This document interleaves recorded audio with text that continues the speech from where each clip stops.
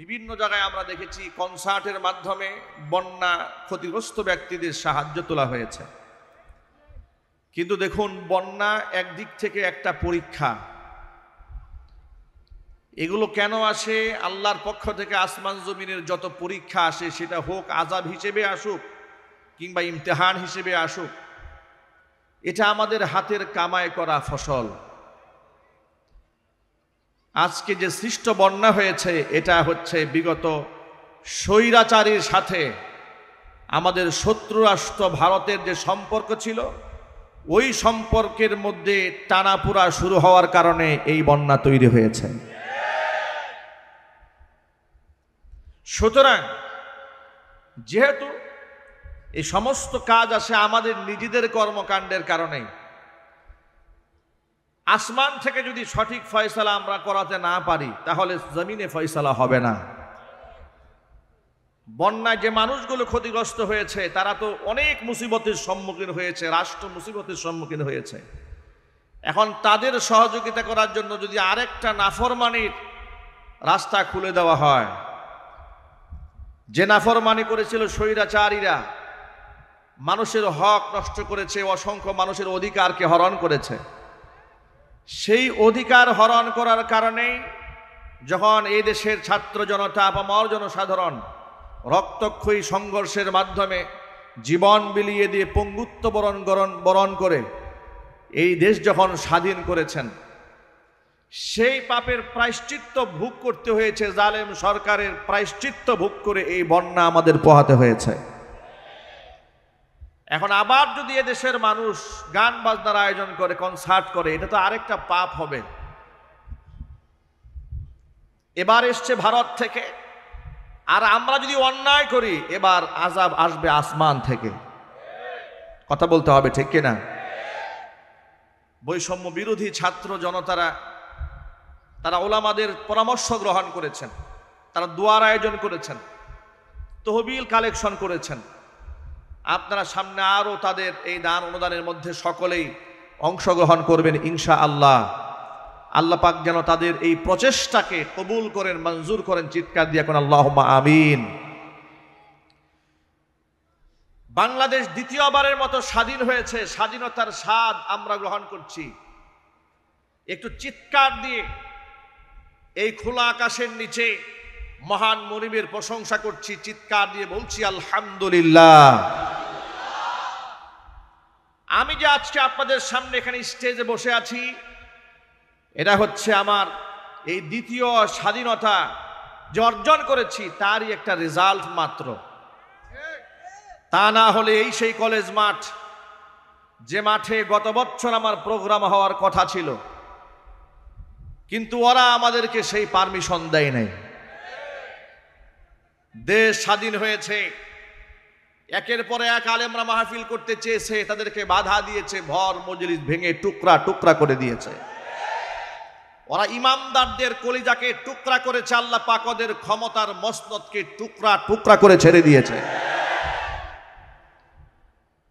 যারা রাজনীতি করেন, তারা রাজনীতির ভাষায় কথা বলবেন।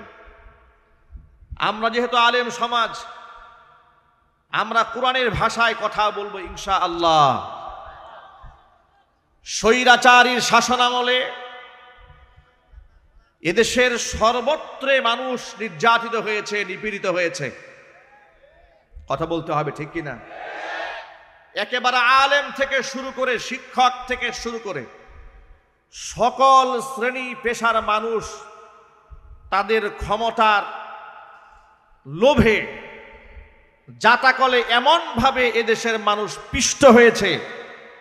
কেউ তো শহীদ হয়ে দুনিয়া থেকে বিদায় হয়েছে, কেউ গুম হয়েছে, কেউ খুন হয়েছে, কারো আত্মীয় স্বজন আদৌ জানে না বেঁচে আছেন, তার গার্জিয়ান না মরে গেছেন। এই কথাগুলি কি সত্য না অসত্য? এত আস্তে বলেন আপনারা, এই কথাগুলি কি সত্য না অসত্য? এ রাষ্ট্রের মানুষ সবচেয়ে বেশি বৈষম্যের শিকার হয়েছে জালেম সরকার কর্তৃক। যত গোষ্ঠী বৈষম্যের শিকার হয়েছে, তার থেকে সবচেয়ে ভয়ঙ্কর ভাবে শোষিত এবং বৈষম্যের শিকার হয়েছে এই দেশের উলামায়ে কেরাম। স্বৈরাচারী হাসিনা শুধু খুনি ছিল না, শুধু জালেমই ছিল না, চরম পর্যায়ের সেই ইসলাম বিদ্বেষী, কোরআন বিদ্বেষী, আলেম বিদ্বেষী ছিল। আফসোস এবং পরিতাপের সাথে আমাদের বলতে হচ্ছে, এই স্টেজে বসে ওদের ধূসরেরা শুধুমাত্র শেখ হাসিনা আল্লাহর ওলি আর বঙ্গবন্ধু ছিল কোনো একজন নবী এটা বলা বাদ রেখে বাকি এমন কোনো প্রশংসা নাই যে তারা করে নাই। মসজিদ বানিয়েছে, এই বানিয়েছে, সেই বানিয়েছে, নানা কথা জোরপূর্বক এ জাতিকে গেলাবার চেষ্টা করা হতো। কিন্তু আমি আজকে কোরআন খুলে আপনাদেরকে এমন একটা ইনফরমেশন দেব কোরআনের আয়াত থেকে, আমি সেই আয়াতটাই তেলাওয়াত করেছি আপনাদের সামনে। আমি প্রমাণ করে দেব ইসলামের প্রতি শেখ হাসিনার সবচেয়ে ভয়ঙ্কর ক্ষোভ ছিল। তার এক নাম্বার প্রমাণ লক্ষ্য করেন, দেশ স্বাধীন হওয়ার পর থেকে এই স্বৈরাচারী যতবার ক্ষমতায় এসেছে, সর্বশেষ 16 বছর, এর আগেও ছিল ক্ষমতায়, যতবার এসেছে দাড়িকে তারা অপমান করেছে, টুপিকে তারা অপমান করেছে, হিজাবকে অপমান করেছে। 1996 সালে ক্ষমতা এসে কুত্তার মাথায় তারা টুপি পরিয়ে দিয়েছিল। ইসলাম বিরোধী এখনো কোনো কর্মকাণ্ড নাই যে ওরা করে নাই। ওরা এদেশের আলেমদেরকে রাষ্ট্রের শত্রু বানিয়েছিল। দেশের শ্রদ্ধাভাজন সম্মানিত বরেণ্য আলেমদেরকে গরুর রশি লাগিয়ে, হ্যান্ডকাপ পরিয়ে, বুলেট প্রুফ জ্যাকেট পরিয়ে, হাত ডান্ডা বেরি 2 পায়ে পরিয়ে, মাথার মধ্যে হেলমেট পরিয়ে যখন আদালতে তোলা হতো, যখন কোমরে রশি বাঁধায় দৃশ্যগুলো আমরা দেখতাম, কিংবা নিজেরাও যখন হাতের মধ্যে, আমার নিজের হাতেও যখন পড়িয়েছে, আমার খুব আফসোস হতো আর মনে মনে ভাবতাম, এই না আমরা 90 থেকে 95% মুসলিম দেশে বসবাস করি।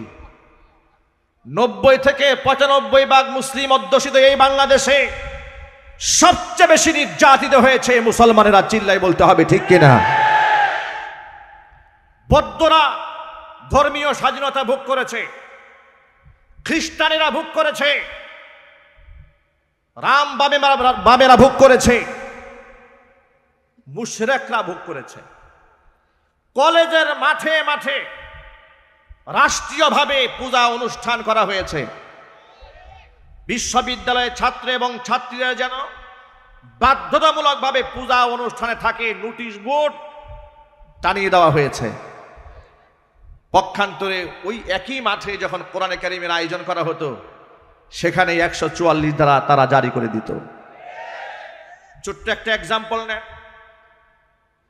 গাজীপুরের রাজবাড়ী জেলা ঈদগাহ ময়দান, এই ঈদগাহ ময়দানে কি না হয়, এখানে কি না হয়, খেলা থেকে শুরু করে, মেলা থেকে শুরু করে, নাচ গান থেকে শুরু করে, কনসার্ট থেকে শুরু করে, রাজনৈতিক মঞ্চ থেকে শুরু করে সব এখানে হয়।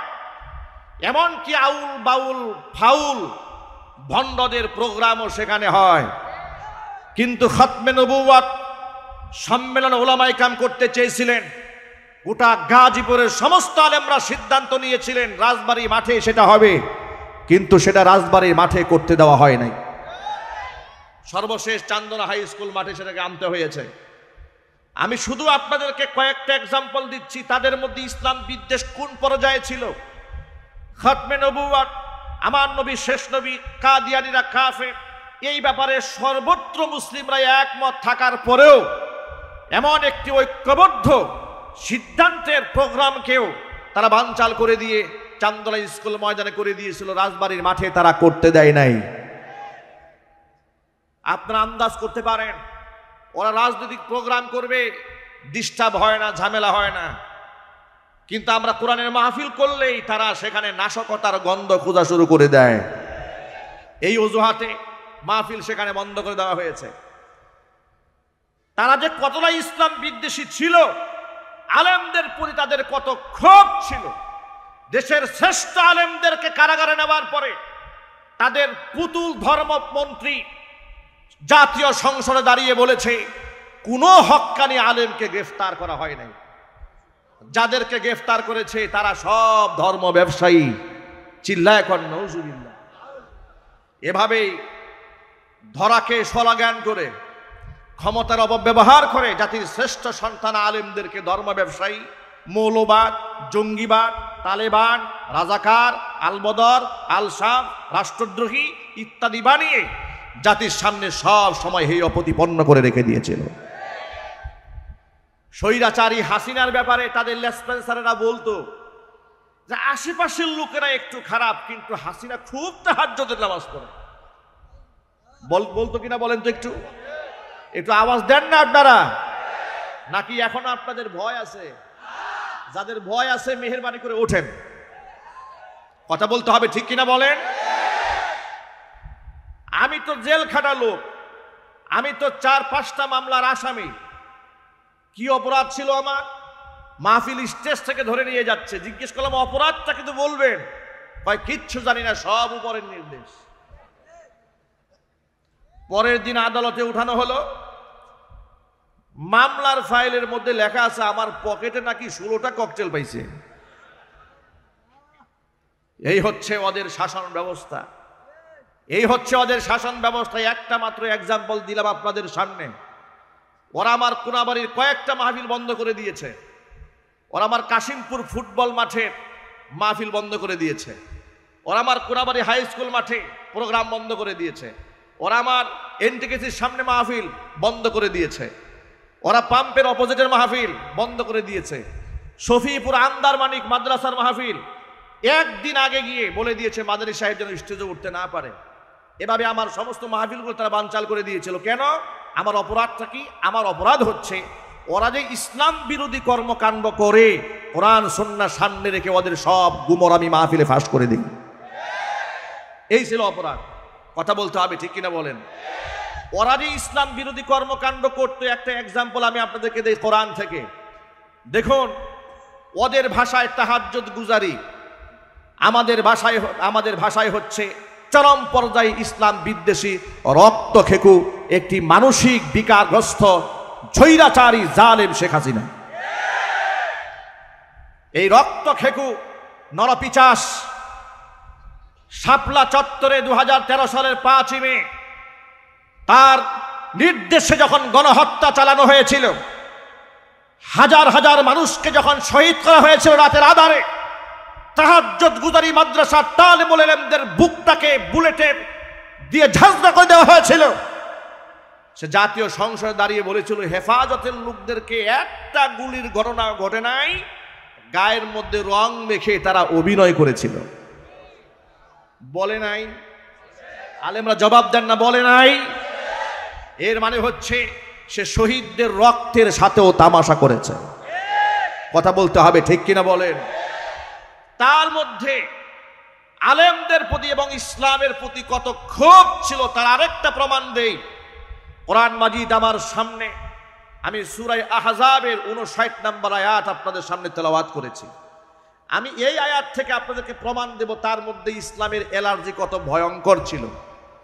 সে একটি সাংবাদিক সম্মেলনে বলেছে এদেশের মুসলিম মেয়েরা যে বুরকা পরে, হাত মোজা পা মোজা পরে, হাত মোজা পা মোজা পরা বুরকাওয়ালি হিজাবধারী নারীদেরকে সে বলেছে জীবন্ত ট্রেন্ড হয়ে ঘুরে বেড়াতে কোনো মানে নাই। সে তাবু বলে, জীবন্ত তাবু হয়ে ঘুরে বেড়ানো, এমন কথা বলে ইসলামের পবিত্র এই পোশাকের প্রতি সে বিদ্বেষ প্রমাণ করেছে, সে কোরআনের আয়াতকে অস্বীকার করেছে। আমি আপনাদের সামনে আল্লাহর কোরআন থেকে প্রমাণ দিতে চাই, স্বৈরাচারী হাসিনা আল্লাহ পাকের কোরআনের আয়াতকে কিভাবে অবজ্ঞা করেছে, তুচ্ছ-তাচ্ছিল্য করেছে, ব্যঙ্গ করেছে। মুফতিনে কিরাম স্টেজে বসা, আল্লাহ পাকের কোনো বিধান যদি কেউ অস্বীকার করে, কেউ ঠাট্টা করে, কেউ বিদ্রুপ করে, কেউ তামাশা করে কিংবা হালকা করে দেখে, আল্লাহর কসম করে বলি 14 বার উমরা করলেও মুসলমান থাকবে না, বেঈমান হয়ে যাবে। আল্লাহ রাব্বুল আলামিন কোরআন মাজিদের মধ্যে ঘোষণা করেছেন, আমার নবী, ইয়া আইয়ুহান নাবিয়্যু কুল লিআজওয়াজিকা ওয়া বানাতিকা ওয়া নিসাইল মুমিনিনা ইউদনিনা আলাইহিন্না মিন জালাবিবিহিন যালিকা আদনা আন ইউরাফনা ফালা ইউযাইন ওয়া কানা আল্লাহু গফুরার রহিমা। ও নবীজি, কুল্লি আজওয়াজিকা, আপনি আপনার স্ত্রীদেরকে বলুন, ওয়া বানাতিকা, আপনার কন্যাদেরকে বলুন, ওয়া নিসাইল মুমিনিনা, মুমিনা নারীদেরকে বলেন, ইউদনিনা আলাইহিন্না মিন জালাবিবিহিন্না, প্রয়োজনে যখন তারা ঘরের বাহিরে যাবে তারা যেন জিলবাব দিয়ে তাদের দেহটা আবৃত করে নেয়।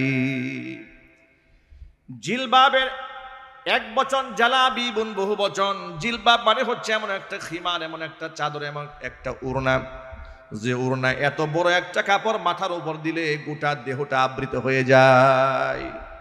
আমরা আমাদের ভাষায় যেটাকে বুরকা বলি, নেকাব বলি, আল্লাহ পাক নিজে আবার ঘোষণা দিচ্ছেন। কেন এই কথা বললাম শোনো, যালিকা আদনা আন ইউরাফনা ফালা ইউযাইন, যাতে করে এরা স্বাধীনা মুসলিম রমণী অমুসলিমদের থেকে এই মুসলিম রমণীরা যেন আলাদা হয়ে যায়, আলাদাভাবে তাদের চেনা যায়। এটা হচ্ছে তাদের একটা আইডেন্টিটি।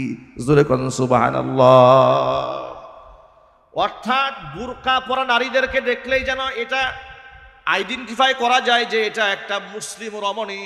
এক বাক্যে জবাব দিয়ে বলেন, বুরকা পরা কোনো নারীকে দেখলে কি খ্রিস্টান মনে হয়? একটু জোরে বলতে হবে। হিন্দু মনে হয়, বৌদ্ধ মনে হয়, বোরকা ড্রেসআপটা দেখলেই মনে হয় এটা উম্মতে মুসলমানের শ্রেষ্ঠ একজন উত্তরাধিকারী। কথা বলতে হবে, ঠিক কিনা? আমার প্রিয় যুবক ভাইরা, আল্লাহ রাব্বুল আলামিন আবার ফজিলতের কথা বলছেন। এক নাম্বার ফজিলত হচ্ছে দাসীদের থেকে, অমুসলিম নারীদের থেকে এই নারীদের একটা আইডেন্টিফিকেশন এর দ্বারা চালু হয়ে যাবে, স্বতন্ত্রভাবে মুসলিম নারীদেরকে চেনা যাবে। এটা এক নাম্বার ফজিলত। দুই নাম্বার হচ্ছে যালিকা আদনা আন ইউরাফনা ফালা ইউযাইন, এরপরে তাদেরকে উত্ত্যক্ত করা হবে না, ওদেরকে ডিস্টার্ব দেওয়া হবে না, ওদেরকে ইফটিজিং করা হবে না। সুবহানাল্লাহ, আল্লাহু আকবার বলে। এরা ইফটিজিং এর সম্মুখীন হবে না যদি এই ফর্মুলা সে গ্রহণ করে নেয়। এরপর আল্লাহ পাক বলেন, যালিকা আদনা আন ইউরাফনা ফালা ইউযাইন ওয়া কানা আল্লাহু গফুরার রহিমা, আমি আল্লাহ তাআলা ক্ষমাশীল, অতীব দয়ালু। এর মানে এই বয়ান শোনার আগ পর্যন্ত যে সমস্ত আমার মা বোনেরা বুরকা পরে নাই, নিজেকে আবৃত রাখে নাই, নারী উন্নয়নের নামে, নারী স্বাধীনতার নামে, নারী ক্ষমতায়নের নামে এই সমস্ত জাহেলার মূর্খরা, কাফের বেঈমানদের দালালেরা আমার মা বোনদেরকে ধর্ষিতা বানিয়েছে, লাঞ্ছিতা করেছে, অপমানিত করেছে, সম্মান দিতে পারে নাই। কথা বলতে হবে, ঠিক কিনা বলেন?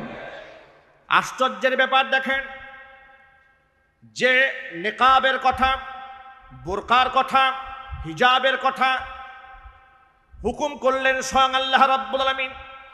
এই আয়াতের তাফসিরে ইবনে মাসউদ রাদিয়াল্লাহু আনহু একটা পোশাক এখানে পড়তে হবে। মুফাসসিরিনে কেরাম ভিন্ন ভিন্ন তাফসির করেছেন। নারীরা এমন পোশাক পরে বের হবে চোখ যেন দুইটা দেখা না যায়, যেন একটা দেখা যায়। সুবহানাল্লাহ। এমন কঠিন কঠিন কথাও মুফাসসিরিনে কেরামরা বলেছেন। একটু আন্দাজ করেন তো আপনারা, তাহলে আপনারা এক বাক্যে জবাব দিয়ে বলেন, একেবারে আপাদমস্তক ঢেকে রাস্তায় বের হওয়ার বিধান হুজুররা দিয়েছেন না আল্লাহ দিয়েছেন? আল্লাহর নাম বলতে কষ্ট হচ্ছে আপনাদের? চিৎকার দিয়ে বলুন না, কে দিয়েছেন জুড়ে বলেন। এবার হিজাব এবং পর্দার আয়াত নাজিল হওয়ার পরে বা'দা আন আমারনা বিল হিজাব, পর্দার আয়াত নাজিল হওয়ার পরে এমন ঘটনা যখন ঘটলো যে আমরা রাসূলের পাশেই ছিলাম, এমন সময় অন্ধ সাহাবী এসেছে। নবীজি আমাদেরকে ডাক দিয়ে বললেন, ইহতাজিবা মিনহু, ও উম্মে সালামা, ও মাইমুনা, তোমরা এই অন্ধ সাহাবী থেকে পর্দার আড়ালে চলে যাও। সুবহানাল্লাহ বলবেন। দৃষ্টিহীন সাহাবী তিনি এসেছেন, আর আল্লাহ রাসূল বললেন, ইহতাজিবা মিনহু, উম্মে সালামা ও মাইমুনা, দুজনেই তোমরা এই অন্ধ সাহাবী থেকে পর্দার আড়ালে চলে যাও। এ কথা বলার পরে উম্মে সালামা রাদিয়াল্লাহু তাআলা আনহা বলছেন, ইয়া রাসূলুল্লাহ, আলাইসা হুয়া আ'মা লা ইউবসিরুনা ওয়া লা ইয়ারিফুনা, তিনি কি অন্ধ নন? তিনি তো আমাদেরকে দেখবেন না, তিনি তো আমাদেরকে চিনতেও পারবেন না। নবীজি সাল্লাল্লাহু আলাইহি ওয়াসাল্লাম বললেন, সে তো অন্ধ, এটা তো বুঝতে পারলাম। আফা আমিয়া ওয়ানি আনতুমা আলাস্তুমা তুবসিরানি, সে অন্ধ বুঝতে পারলাম, তোমরা দুজনে তো অন্ধ নও, তোমরা তো পরপুরুষকে দেখতে পাবে। আল্লাহু আকবার কি বাড়ি গিয়ে বলবেন? ভাবা যায় পর্দার ব্যাপারে আল্লাহ রসুল কি পরিমাণ তার পরিবারে কঠোরতা আরোপ করেছেন।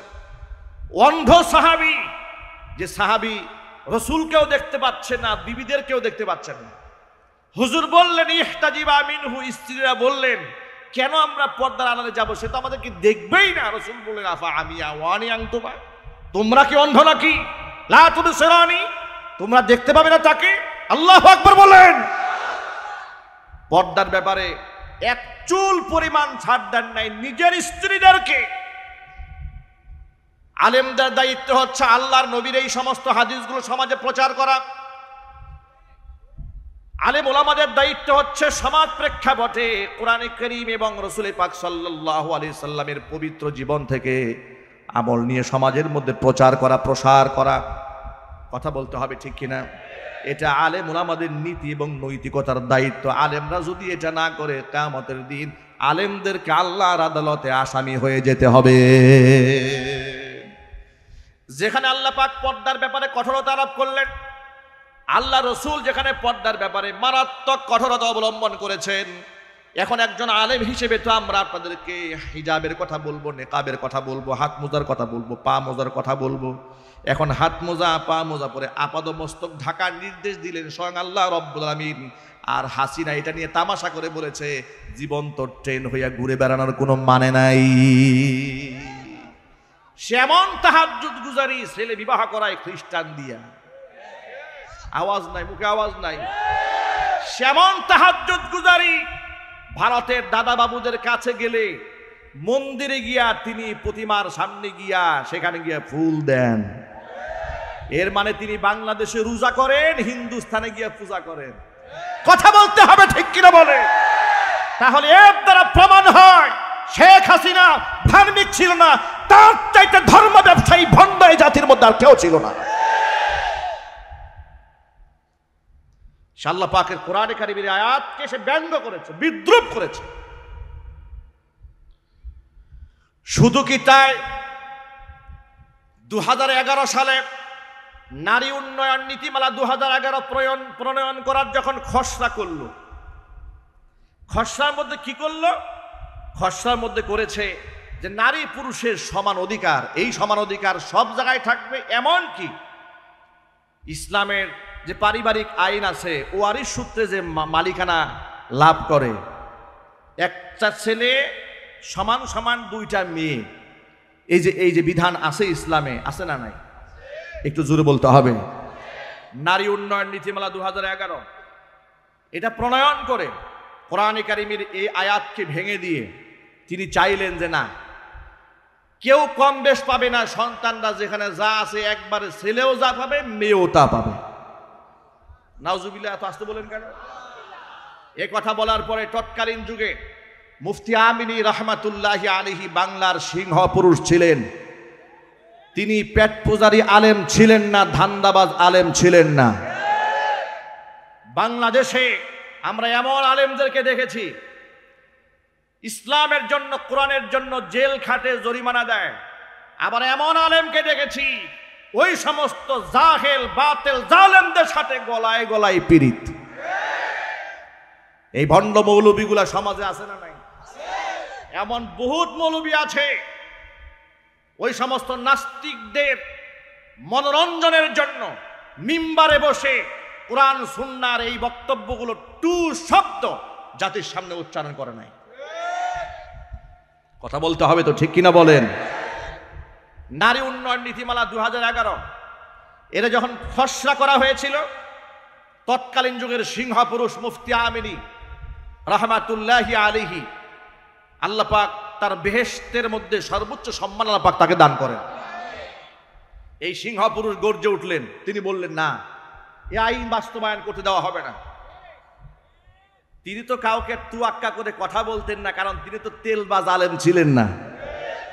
ঠিক ওই সময় আমি জুমার খুতবা দেই কাদের মার্কেট বাজার মসজিদে, যেখানে ফরিদুদ্দিন রহমানী বর্তমানে নামাজ পড়াচ্ছেন।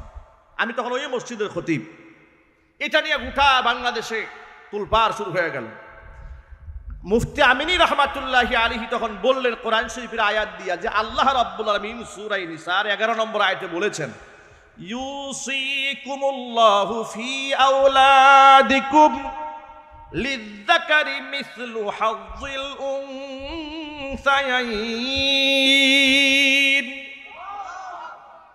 তিনি বললেন, আল্লাহ পাক বলেছেন, আল্লাহর নির্দেশ তোমাদের সন্তানদের মিরাস সম্পদ বন্টন করার ক্ষেত্রে লিযযাকারি মিসলু হাযযিল উনসায়াইন, একটা পুরুষ পাবে দুই নারীর সমান। সুবহানাল্লাহ। কোন এই কথার ব্যাখ্যা আপনাদের বুঝাতে হলে, একটু বুঝতে হলে একটু ব্যাখ্যা করে বলতে হবে, তাহলে আপনারা খুব সহজে বুঝবেন। আচ্ছা, নারীরা যা পাবে একটা ছেলে তার দ্বিগুণ পাবে, এটা করে কি আল্লাহ পাক নারীদের উপর জুলুম করেছেন? একটু জোরে বলতে হবে। এটা ভাঙায় দেওয়ার জন্য বলি, এক ভদ্রলোকের দুটা ছেলে আছে, বুঝাবার জন্য বলি। তো বড় ছেলেকে বাজারে পাঠাচ্ছে, সাথে ছোট ছেলেটাও যাচ্ছে। বড় ছেলের হাতে 1000 টাকার নোট দিয়া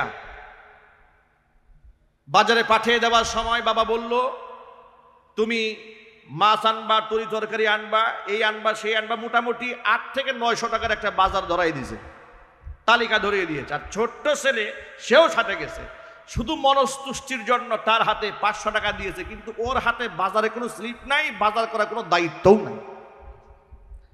আপনারা কি মনে করেছেন এখানে বেশি দিয়েছে কাকে, বড় ছেলেকে না ছোট ছেলেকে?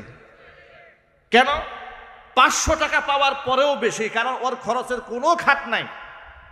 আর তাকে 1000 টাকা দেওয়ার পরেও তাকে জেতানো হয় নাই, কারণ তাকে কান্দে বাজার উঠাইয়ে দেওয়া হয়েছে। কথা বলতে হবে, ঠিক কিনা বলেন? এখন আপনারা বলেন, এখানে কি পিতা ছোট ছেলের উপর জুলুম করেছে? 500 টাকা দিয়ে কি জুলুম করেছে?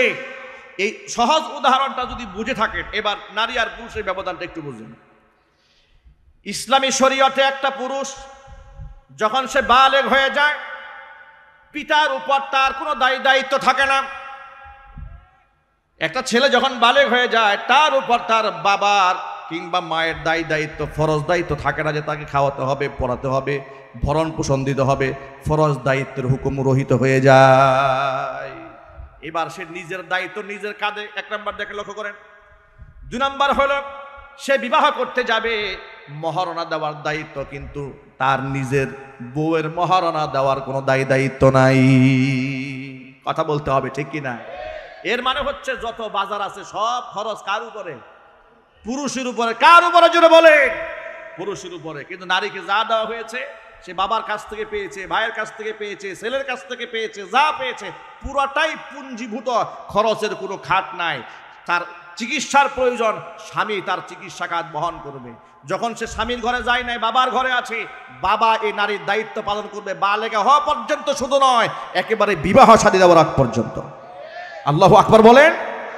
এর মানে হচ্ছে আল্লাহ রাব্বুল আমিন বাহ্যিক দৃষ্টিতে আপনাদের কাছে এখানে মনে হলেও যে পুরুষদেরকে আল্লাহ দ্বিগুণ দিয়েছেন, কিন্তু খরচ দিয়েছেন 3 গুণ। সুবহানাল্লাহ বলবেন না? খরচ দিয়েছে কয় গুণ?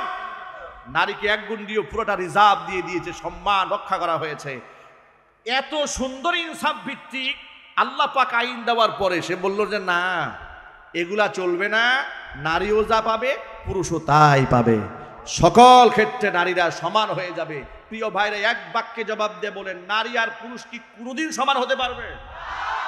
জবাবটাকে ইমানদারের মতো বলেন তো। নারী পুরুষ কি কোনোদিন সমান হতে পারে? নারী পুরুষ কেমনে সমান হবে? পুরুষ আর পুরুষই তো সমান হয় না। বাবা আর ছেলে কোনোদিন সমান হয় না, বলেন।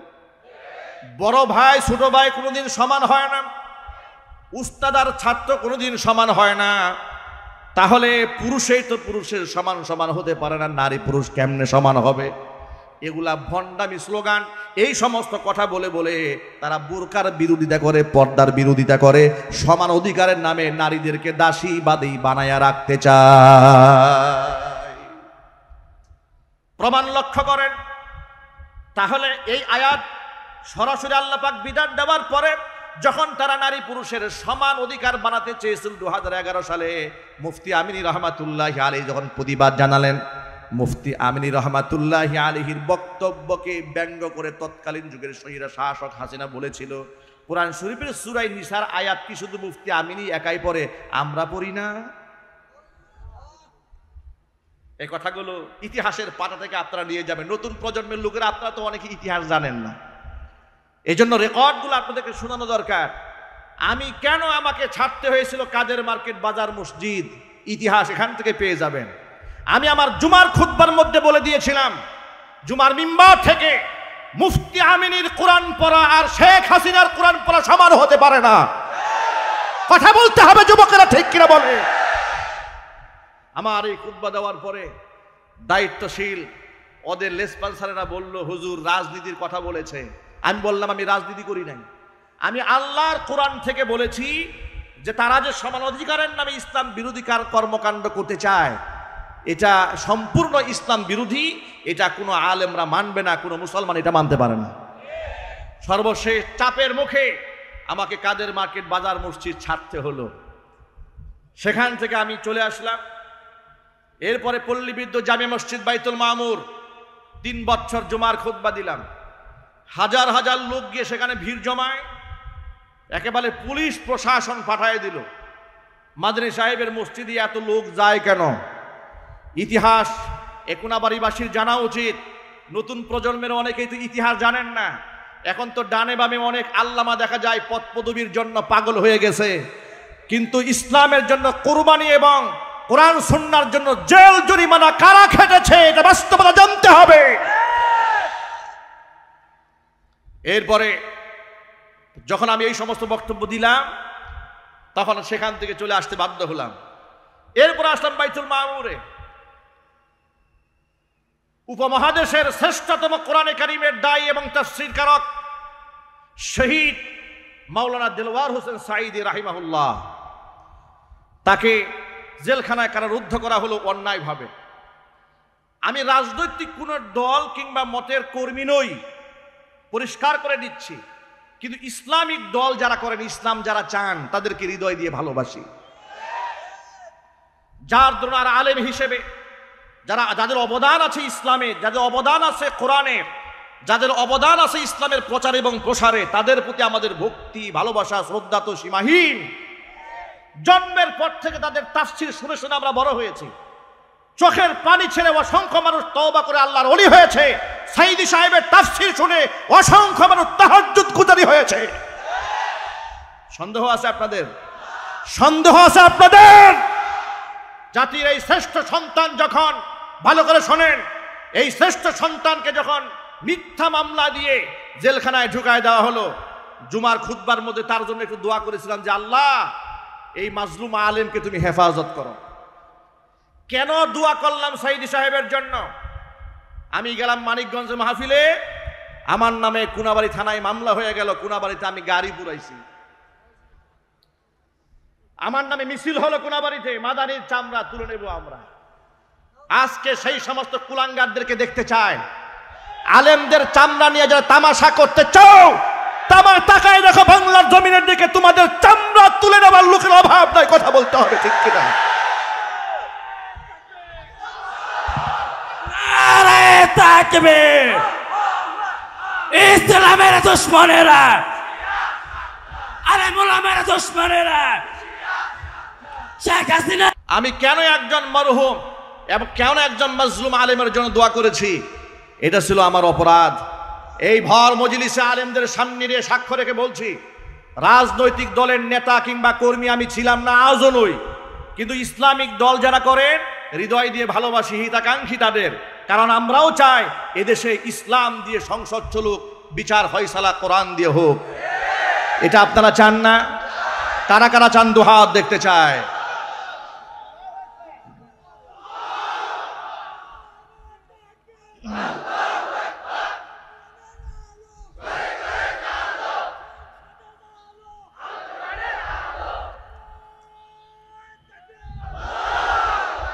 আপনাদেরকে বার্তা দিয়ে দেই, এরপরে আমার পুরা মসজিদ পুলিশ দিয়ে ঘেরাও দেওয়া হলো। আমাকে মসজিদের এখানে অনেক প্রেজেন্ট মুসল্লি আছেন যারা সেদিন ছিলেন, স্টেজে অনেক আলেম ওলামারা আছেন, সেই মসজিদ কমিটির সদস্যরাও এখানে আছেন। এরপরে সেখানে বলা হলো যা মাদানী সাহেবকে বাহিরে আসতে বলেন। মুসল্লিরা বলল কেন বাহিরে যাবেন, প্রশাসনের কোনো কথা থাকলে মসজিদের ভিতরে গিয়ে বলুন। সর্বশেষ চাপাচাপিতে এখানে আমার আর থাকা হলো না, আমি এখান থেকে চলে গেলাম। আল্লাহ পাকের ফয়সালা হলো এর থেকেও বড় মসজিদ বুধবাজার কেন্দ্রীয় যায় মসজিদে খতিব আল্লাহ আমাকে বানাই দিলেন। আবার শুরু হলো কোরআন সুন্নাহর বক্তব্য দেওয়া। এই বক্তব্যের ব্যাপারে কোনো আপোষ না করার কারণে হঠাৎ করে তারা মিথ্যা মামলায় আমাকে ফাঁসিয়ে এরপর আমাকে কারারুদ্ধ করে দিল। জিজ্ঞেস করলাম কেন, কি হয়েছে? বলে সব হচ্ছে উপরের নির্দেশ। আমরা বলি তোমরা উপরের নির্দেশ বলতে মৎখর জেনাকাল লম্পটদেরকেই বুঝাও। একটু জুড়ে বলতে হবে ঠিক কিনা? ওদের উপরে যারা থাকে ওরা যে লম্পট বদমাশ, আপনাদের সন্দেহ আছে? চিল্লাই বলতে হবে সন্দেহ আছে। আমি খতিয়ান নাম্বার বলতে পারবো, ওদের চরিত্রে কোনো বালাই নাই। আমি গাজীপুরেও দেখেছি এদের ভিডিও ক্লিপ, এদের ওখানে যখন মিডিয়াতে প্রচার হয়েছে তখন তারা বড় বড় নেতা হয়ে গিয়েছে। মনে রাখবা, তোমরা মৎখর জেনাকাল লম্পটদের কথায় যদি উপরের মহলের নির্দেশ বলে জমিনের মধ্যে জুলুম করতে পারো, তাহলে এর থেকে উপরে আল্লাহর নির্দেশে ফাঁসির মঞ্চে উঠতে রাজি আছি, বাতিলের সামনে আপোষ করতে রাজি নই।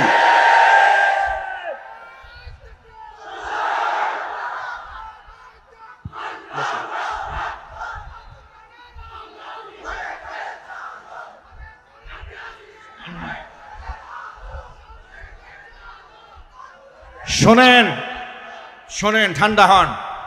এমন ইতিহাস আমরা যদি বলা শুরু করি, এটা তো আমি একটা ছোটখাটো মাজলুম, আমার চেয়ে এই যে বড় মাজলুম এসে হাজির হয়ে যাচ্ছে। আল্লামা খালেদ সাইফুল্লাহ আইয়ুবী হাফিজাহুল্লাহ, আল্লাহ পাক তার নিয়ে খায়াত দারাজ করেন, চিৎকার দিয়ে এখন আল্লাহুম্মা আমিন। তিনি ইতোমধ্যে মাহফিল মঞ্চে এসে উপস্থিত হয়েছেন। তাকেও বছরের পর বছর, মাসের পর মাস তাকে কারারুদ্ধ করে রাখা হয়েছে। একেবারে হাত ভেঙেছে, হাতের মধ্যে রড ঢোকানো, সেখানে পুষ পর্যন্ত বের হয়ে গেছে কারাগারে, এরপরেও জামিন দেওয়া হয় নাই। এইভাবে আলেমদের উপর নির্যাতন চালানো হয়েছে একের পর এক। এই বসেন। সুতরাং বসে মেহরবানি করে বসে যান। বসেন, বসে বসে পড়েন। হুজুর অবশ্যই মূল্যবান কথাবার্তা বলবেন। হুজুরে কথা হুজুর বলতে পারবেন না, আমি কিছু বলি, কথা বলে না কেন? আপনারা কি বেশি বিরক্ত হচ্ছেন? কষ্ট কি বেশি লাগতেছে? লোকেরা ভালো করে শোনেন, ভালো করে শোনেন। এরপরে এইভাবে তারা একের পর এক কোরআন সুন্নাহ বিরোধী কার্যক্রম চালাতে শুরু করলো। আলেম ওলামাদের ব্ল্যাক লিস্ট তৈরি করলো গোটা বাংলাদেশে। নাস্তিকদের মাধ্যমে আলেমদের ব্ল্যাক লিস্ট তৈরি করলো। দেশের শীর্ষস্থানীয় 116 জন স্বনামধন্য আলেমদের নামের তালিকা তৈরি করলো সাবেক বিচারপতি কালা মানিকের মাধ্যমে। একটু জোরে বলতে হবে। বিচারপতি কালা মানিকের মাধ্যমে আলেমদের নামের তালিকা বানিয়ে দুদকে জমা দেওয়া হলো। যেই সমস্ত আলেমদের সম্পদ খতায়ে দেওয়া হোক, দেখা হোক। আচ্ছা প্রিয় ভাইরা, আপনারা এক বাক্যে বলেন, আলেমরা এত নির্যাতিত, নিপীড়িত, মাজলুম এই মাটিতে হয়েছে, আলেমরা কি দেশ ছেড়ে পালিয়ে গেছে? আর একটু জোরে বলতে হবে, দেশ ছাড়া পালিয়ে গেছে। কারণ আলেমরা দেশকে ভালোবাসে, আলেমরা ইমানদার, তাদের মধ্যে সৎ সাহস আছে যে আমাদের তদন্ত করলে বেশি দূর তোমরা যেতে পারবা না। কিন্তু ওরা কেন পালিয়েছে জানেন? ওরা এই জন্য পালাচ্ছে, ওরা জানে ওরা এক একজনে এই পরিমাণ অপরাধ করেছে। আমি কিছুদিন আগে ফেসবুকে এক স্ট্যাটাসে বলেছি যে এই স্বৈরাচারী হাসিনা যে অপরাধ করেছে, যে পরিমাণ পাপ সে করেছে এবং তার সহযোগীরা করেছে, পৃথিবীর সমস্ত বিচারক এবং সমস্ত আদালত মিলেও যদি তার সেই পাপের প্রায়শ্চিত্ত দেওয়ার জন্য সবচেয়ে কঠিন রায় মৃত্যুদণ্ডও দেয়, সেই মৃত্যুদণ্ডও হবে হাসিনার কৃত অপরাধের তুলনায় একেবারে হালকা শাস্তি। আমি কি ভুল বলেছি? আরো জোরে বলেন। পৃথিবীর সব বিচারকরা মিলে যদি শেখ হাসিনা তাকে যদি একেবারে ইনসাফপূর্ণ একটা রায়ও দেয়, একবারে সঠিক বিচার করাও যদিও করে, একেবারে মৃত্যুদণ্ডও যদি দিয়ে দেয়, ওর যে পাপ করেছে সেই পাপের প্রায়শ্চিত্ত হবে না। কেন হবে না আপনাদেরকে সহজে বুঝাই বলি। আচ্ছা, একটা মানুষ হত্যা করলে আপনি তারে হত্যা করলেন, সমান সমান হয়ে গেল। শেখ হাসিনা কি একটা মানুষ মেরেছে? একটু জোরে বলতে হবে। তাহলে এই হাজার মানুষ মারার বিনিময়ে একটা জান আপনি হাসিনা নিলেন, তো আপনার কেমনে ইনসাফ হইল? গেল একটা। আয়না ঘরে রেখে ফিরাউন এবং নমরুদ যা করে না, এই শেখ হাসিনা তা করেছে। মানুষ কেমন পাশবিক নির্যাতন করেছে। এক একজনের বক্তব্য শুনলে, যাদের সাথে রক্তের কোনো কানেকশন নাই, শুধু কথা শুনলে চোখ থেকে অঝরে পানি ঝরতে থাকে। আয়না ঘরে রেখে লা ইয়ামুতু ওয়া লা ইয়াহইয়া, জাহান্নামের মতো না, এরা না বাঁচবে না মরবে। এদেরকে মারাও হয় না, বাঁচিয়েও রাখা হয় না, এমন নিদারুণ কষ্ট দিয়েছে। এই পাপের শাস্তি আপনি কেমনে দেবেন? যে ইলিয়াস আলীর কথা আপনারা শুনেছেন, গুম করেছে, খুন করেছে, সেই ব্যক্তির আত্মীয় স্বজনকে ডেকে আবার তার স্ত্রীর সাথে গলায় গুলি ধরে কান্নাকাটি করে। এত বড় অভিনেত্রী গোটা জাতির সাথে সারা জীবন তসবিহ নিয়া হিজাব পরে শুধু তামাশা করেছে, নাটক করেছে। কোরআন কারীমের ময়দানগুলোকে তারা কলঙ্কিত করে ছেড়ে দিয়েছিল। একে জামাত, একে শিবির, এ তালেবান, এ জঙ্গি, এ রাজাকার, এ আলবদর, এক একজনকে শায়েস্তা করার জন্য এক একটা হাতিয়ার তারা গ্রহণ করেছিল। আল্লাহ পাকের লানত ওদের উপরে এমন ভাবে বর্ষিত হয়েছে, মরহুম সাইদি রাহিমাহুল্লাহর সেই কথাটাই মনে পড়ে, সময় আসবে এমন ইঁদুরের গর্ত পাবা না পালাবার জন্য। তাই হয়েছে, ওরা ইঁদুরের গর্ত পায় নাই পালাবার জন্য। কথা বলে মুসলমান, ঠিক কিনা বলে? সুতরাং আপনাদেরকে অভয় দিয়ে বলি, কোরআনের ময়দান আল্লাহ পাক আমাদের জন্য ওপেন করেছেন। যতদিন এই পৃথিবী থাকবে, জমিন থাকবে, কোরআনের ময়দান উন্মুক্ত থাকবে, ইনশাল্লাহ বলেন। কোন জালেম যদি এই ময়দান নিয়ে ষড়যন্ত্র চালাতে চায়, বৈষম্য বিরোধী ছাত্র আন্দোলনের ছাত্র সমাজ থেকে শুরু করে সাধারণ জনতা যেভাবে রাজপথে ঝাঁপিয়ে পড়েছিল, আলেমরা মাদ্রাসার ছাত্র যেমন ভাবে জীবন দিয়েছিল, আবারও জীবনের ঝুঁকি নিয়ে সেই জালেমকে শায়েস্তা করার জন্য প্রস্তুত থাকতে হবে। আপনারা কি রাজি আছেন? কারা কারা রাজি আছেন? দুহাত দেখতে চাই। নারায়ে তাকবীর। প্রিয় ভাইয়েরা, আগামীর বাংলাদেশ ইসলামের দিকে যাচ্ছে ইনশাআল্লাহ। আপনাদেরকে ছোট্ট একটা আভাস দেই, আমরা মাঠে ময়দানের লোক, মানুষের চোখের ভাষা আলহামদুলিল্লাহ আমরা বুঝি। মানুষ মুখে না বললেও তাদের কথা আমরা মোটামুটি আন্দাজ করতে পারি। টেকনাফ থেকে তেতুলিয়া, রূপসা থেকে পাথুরিয়া পর্যন্ত দৌড়ে এদেশের মানুষের হৃদয়ের ভাষা যতটুকু বুঝতে সক্ষম হয়েছি, তারা এই দেশে আর কোনো তন্ত্র মন্ত্র দেখতে চাচ্ছে না। তারা এখন খেলাফত দেখতে চাচ্ছে।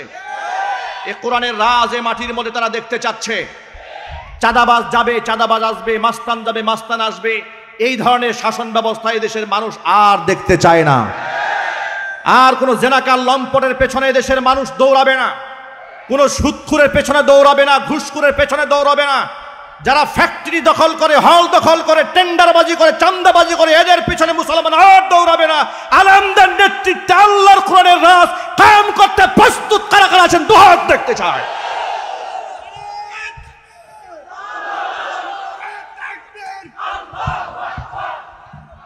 নারায়ে তাকবীর, নারায়ে তাকবীর। আল্লাহ রাব্বুল আলামিন ঐক্যবদ্ধ হয়ে গোটা জাতিকে কোরআন সুন্নাহ রাজ কায়েমের প্রস্তুতি গ্রহণ করার তৌফিক দান করুন। যে কথাগুলো বাকি আছে ইনশাআল্লাহ পরবর্তী কোনো এক প্রোগ্রামে মনের সেই বাকি কথাগুলো উপস্থাপন করব ইনশাআল্লাহ। ওমা তৌফিকি ইল্লা বিল্লাহ, আলাইহি তাওয়াক্কালতু ওয়া ইলাইহি উনীব। সুবহানাকা লা ইলমা লানা ইল্লা মা আল্লামতানা ইন্নাকা আনতাল আলিমুল হাকিম। এতক্ষণ পর্যন্ত যে কথাগুলো বলেছি, সবার আগে আল্লাহ তাআলা আমাকে, এরপরে আমার ভাইদেরকে, আমার মা বোনদেরকে সকলকে আমল করার তৌফিক দান করুন।